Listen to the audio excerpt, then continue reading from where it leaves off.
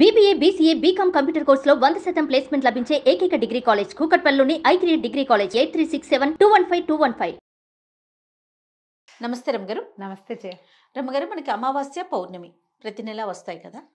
మిగతా రోజులు చేసే కార్యక్రమాలు ఒక రకంగా ఉంటాయి. ఈ అమావాస్య పౌర్ణమికి అందరూ చేయకపోవచ్చు బహుశా. కొంతమంది కొన్ని కమ్యూనిటీస్లో ప్రత్యేక పూజలు జపాలు ఇలాంటివి చేసే విధానం కనిపిస్తూ ఉంటుంది. అందులో సంపూర్ణ సూర్యగ్రహణం ఇలాంటప్పుడు ఇంకాస్త పెంచుతాం. దాంతోపాటు ఆటుపోట్లు ఎక్కువ ఉంటాయని సముద్రంలోకి వెళ్ళొద్దని, వాటి అలల తాకిడి కూడా మారుతూ ఉంటుందని ప్రత్యేకించి అమావాస్య ఇలాంటప్పుడు మనం వింటూ ఉంటాం. పౌర్ణమికి కూడా అనుకుంటాను కదా, ఎరువక పౌర్ణమి అప్పుడు పౌర్ణమి అవి వచ్చేలాగా చూసి పరవన్నం అది చేసుకోవటం తినటం. సాధారణంగా అసలు ఎలాంటి నియమాలు పాటిస్తారండి? అంటే మనకు తెలిసినా తెలియకపోయినా జరిగేవి జరుగుతూనే ఉంటాయి కదా జయ. అంతే కదండి. మనం ఊపిరే మనం బతికేదే దాంతో తెలియకుండానే పోయి వస్తూ ఉంటుంది. అవునా? ఊపిరి దానంతట ఇన్వాలంటరీగా, తెలుగులో అసంకల్పిత ప్రతీకార చర్య. అంతే, గాలి కావాలి, అదే తీసుకుంటుంది వెళ్తూ ఉంటుంది బయటికి.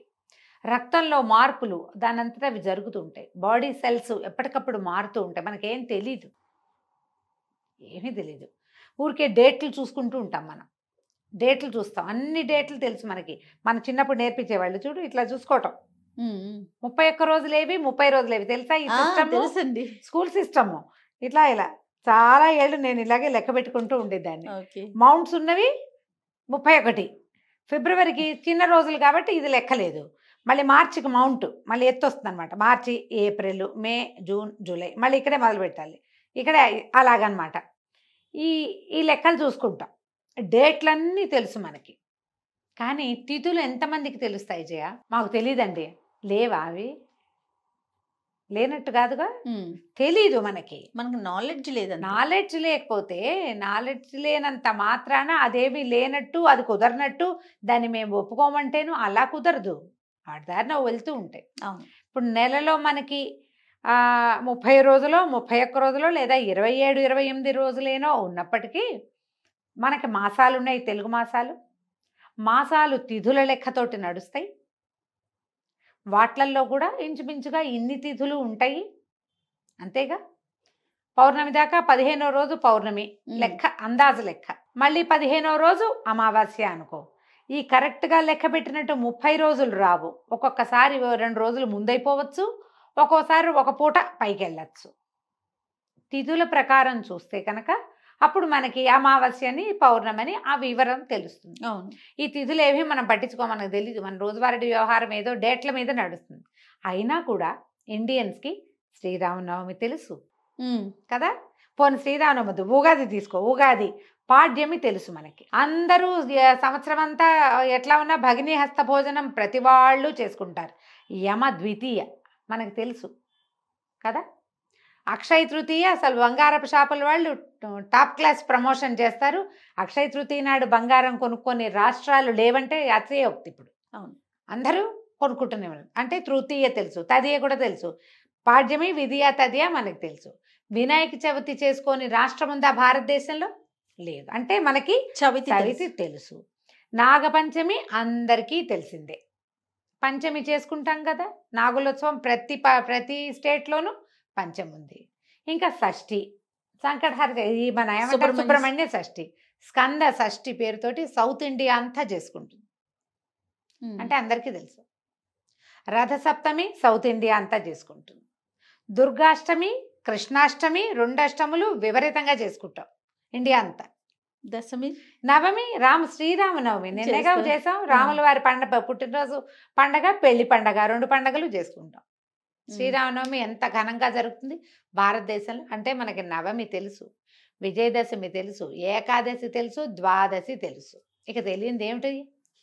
తిథులు మాకు తెలియదండి అంటే ఎలా కుదురుతుంది? నీకు తెలియకుండానే నీకు తెలుసు. సంవత్సరంలో కొన్నిసార్లే వచ్చినప్పటికీ నీకు తెలిసిన తిథులు, ఆ తిథులు వాటి యొక్క పరిజ్ఞానం ప్రతి భారతీయుడికి మారుమూల రాష్ట్రాల్లో కూడా ఉంది. నిజంగానే మనం చేసుకునేటట్టుగా ఈ పూజ, ఈ పండగ, ఈ పెళ్లి వ్యవహారం చేసుకోవచ్చు. అక్కడ ఇంకేదో వ్యవహారం నడుస్తుంది, కానీ ఉన్నది అంతేగా. కాబట్టి మనకి తిథులు తెలుసు. ఈ తిథులలో అత్యుత్తమమైన తిథులుగా గొప్పవిగా చెప్పబడేవి 2. ఒకటి పౌర్ణమి, రెండోది అమావాస్య. ఈ తిథులని మనం దేని ద్వారా లెక్క పెట్టాము? చాంద్రమానం, చంద్రుని యొక్క నడకతోటి పెట్టుకుంటాం. అవును. చంద్రుడి యొక్క నడక ఉచ్చ స్థితికి చేరినప్పుడేమో పౌర్ణమి, ఆయన కిందకి వెళ్తున్నప్పుడు అమావాస్య. అదేదో చెడు అనుకోవద్దు, అది కూడా మంచిదే. అమావాస్య నాడు లక్ష్మీదేవి పుట్టిందని దీపావళి పండగ ఘనంగా చేసుకుంటాం మనం. చెడు కాదుగా, మరి పండగ చేసుకుంటున్నాం కదా, కాబట్టి అది కూడా చెడు కాదు. కాకపోతే ఈ రెండు ఉచ్చ నీచ స్థితులు అనాలేమో, మరి వాటిని అలాగే అనాలి. ఈ రెండు స్థితులలో చంద్రుని యొక్క ప్రభావము భూగోళం మీద ప్రభావవంతంగా ఉండొచ్చు. ఇది ఏదో ప్రత్యేకంగా జ్యోతిష్యం పుస్తకాల్లో మాత్రమే చెప్పబడేది కాదు, లోకసామాన్యంగా అందరికీ తెలుసు. జయ, బెస్తవారు వాళ్ళు చేపలు పట్టేవాళ్ళు సముద్రంలోకి వెళ్ళరు. పౌర్ణమి నాడు ఆటుపోట్లు పెరుగుతాయి, అమావాస్యకి కూడా ఆటుపోట్లు పెరుగుతాయి. మనసు మీద పనిచేస్తాడు చంద్రుడు, మనఃకారకుడు అని చెప్తారు చంద్రుడు. అవును. అందుకని చంద్రకళలతో పాటుగా ఏదైనా మనసులో సమస్యలు ఉన్న వాళ్ళు, మానసిక సమస్యలు ఉన్న వాళ్ళకి ఈ 2 రోజుల్లో కొంచెం ఇబ్బందులు ఎదురయ్యే అవకాశం ఉండొచ్చు. సముద్రంలో ఆటుపోట్లలాగానే మెదడులో రకరకాల భావ సంచలనాలు కలుగుతాయని, అమావాస్యకి పౌర్ణానికి ఏదో తేడా వస్తుంది. ఇప్పుడు ఎవరైనా కొంచెం అగ్రెసివ్గా ప్రవర్తిస్తున్నారు అనుకో, వాళ్ళని ఎక్కిరించడానికి, ఏంట్రా ఇవాళ అమావాస్య కాదు పౌర్ణమి కాదు ఇంత రెచ్చిపోతున్నావు అంటారు. అమావాస్యకి పౌర్ణమికి ఇలా రేగుతారని మనుషులు ఊళ్ళల్లో చెప్పుకునేదే అది. అయితే మన వాళ్ళ పద్ధతి ఏం చేశారు, ఈ మనం ఏకాదశిలో అవి ఉపవాసం ఉంటాం కదా, పౌర్ణమికి అమావాస్యకి కూడా మన ముందున్న యుగంలో ఏమంటారు, ద్వాపర యుగంలో ఉపవాసం ఉండేవాళ్ళు. ప్రత్యేకమైన విధులు నిర్వహించడం జరిగేది. పౌర్ణమి నాడు పగలు ఉపవసించి రాత్రి భోజనం చేసేవాళ్ళు. ఇప్పుడు మనం కూడా చేస్తూనే ఉంటాం కొన్ని పౌర్ణములకి ప్రత్యేకంగా. తర్వాత 33 పున్నాల నోములని నోములు కూడా ఉన్నాయి, పౌర్ణమి నోములు.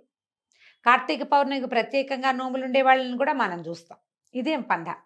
అమావాస్యకి చేసేవాళ్ళు మనకి కనపడరు. అమావాస్యని పితృదివసంగా భావించి ఆ రోజున తర్పణాలు విడిచేవాళ్ళు, ఒక పూటే భోజనం చేసేవాళ్ళు ఉండేవాళ్ళు. ఇదివరకు మన ముందు తరాల్లో ఉండేవాళ్ళు. మనం అది చెయ్యొచ్చు. మీకు తర్పణాలు విడవటం రాదు, మీ పద్ధతి కాదు, ఏం పర్వాలా.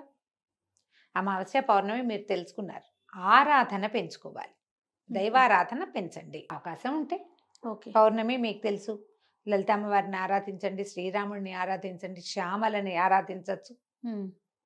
అన్ని ప్రత్యేకమైన రోజులు కాబట్టి అమావాస్య నాడు పూజ చేసుకుంటే అదేమిటో వచ్చేస్తాయి సిద్ధులు, అవంతా మనకేం తెలియదు. వరకు ఎక్కడ వస్తాయి, మన వాళ్ళంటి వాళ్ళకి కాదు, మనం చెప్పేది కూడా అది కాదు. అది అమావాస్య నాడు కూడా మనం ప్రత్యేకంగా లక్ష్మీ పూజ చేసుకోవచ్చు, ఏం తప్పులేదు. ఇంతే పద్ధతి. మీరు మాకు తిథులు తెలియవు ఇవన్నీ ఎలా తెలుస్తాయంటే ఒక క్యాలెండర్ మెయింటైన్ చేయండి. ఆన్లైన్ క్యాలెండర్లు బోల్డ్ ఉన్నాయి, ఆ క్యాలెండర్ కానీ బోల్డ్ పేర్లు క్యాలెండర్ డౌన్లోడ్ చేసి పెట్టుకుంటే మీకు అమావాస్య నాడో పౌర్ణమి నాడో ఇది వస్తుంది, అంతే. వాళ్ళే తెలియజేస్తారు. వాళ్ళ అమావాస్య రోజు క్యాలెండర్ చూసి అలవాటు చేసుకోండి, వాళ్ళ ఏ ప్రత్యేక దివసమో మనకు తెలుస్తుంది కదా. మనం కొన్ని చేయదలుచుకున్నవి అలాంటివి చేసుకోవచ్చు. మంచి రోజా, అవునా కాదా, ఇది అష్టమా నవమా, ఏదైనా ఈ పనులు చేసేటప్పుడు ముందుకెళ్ళచ్చా వెనక్కి వెళ్ళాలా, అవన్నీ ఆలోచించవచ్చు. అవన్నీ మీ ఛాయిస్లు.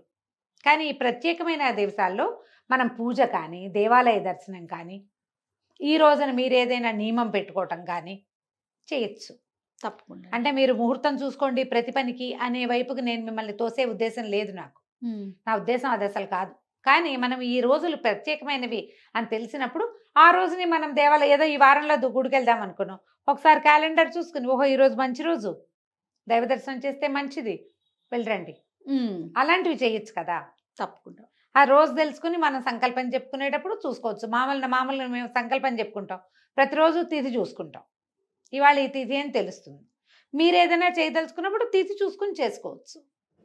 ఈ 2 తిథుల్లో ప్రత్యేకంగా పౌర్ణమికి అమావాస్యకి దేవతార్చన, దైవారాధన, ఉపాసన లాంటివి పెంచుకోవచ్చు.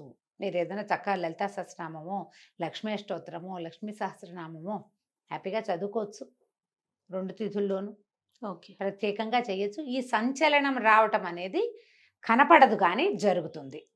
తప్పకుండా రమ్మగారు. వెదర్లో మార్పు వస్తుంది కాబట్టి మన మీద దాని ప్రభావం ఉంటుంది కదా. దుష్ప్రభావం ఏదైనా మన మీద పడేటట్టయితే దాన్ని మనం ఈ దైవారాధన ద్వారా తప్పించుకోగలుగుతాం. తప్పకుండా. నమస్తే. నమస్తే.